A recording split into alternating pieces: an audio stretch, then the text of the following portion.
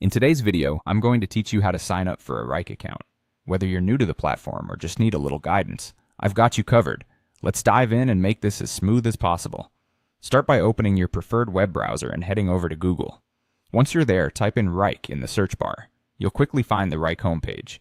However, if you need a little more guidance, it should be one of the top results. It should be making it easy to spot. When you've located the Wrike homepage link, click on it.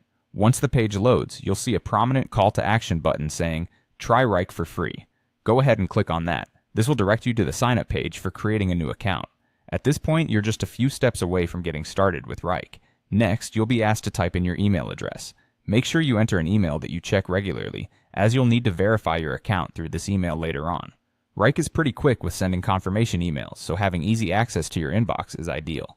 After entering your email, you'll need to provide some additional information to set up your account. First, type in your full name. Remember to enter your first and last name, as it's generally a good idea to keep professional accounts up to date with your actual information. Then, you'll need to type in the name of your company or organization. Even if you're trying Wrike as a freelancer or individual user, feel free to include a name here that represents your work or personal brand. Once you've filled out these fields, you'll see a checkbox to agree to the terms of service and privacy policy. It's always a good practice to give these documents a read, so you're aware of how your data will be used. When you're satisfied, check the box to agree. With everything in place, it's time to click on Next. You'll go through a few more steps where you'll repeatedly hit Next as you move through the account setup process. Wrike guides you through these steps to tailor your experience. During this process, you may encounter a prompt asking how you typically manage projects now. Options might include methods like pen and paper, spreadsheets, or messaging apps.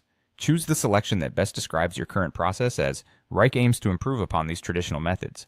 You'll continue to click Next as you finalize your setup preferences. Eventually, you'll find yourself at the Wrike workspace, ready to explore the features and tools Wrike has to offer. And there you have it. You've successfully signed up for a Wrike account. Now you're all set to start organizing your projects and collaborating with your team seamlessly. Thanks for tuning in, and I hope this guide made the process a breeze.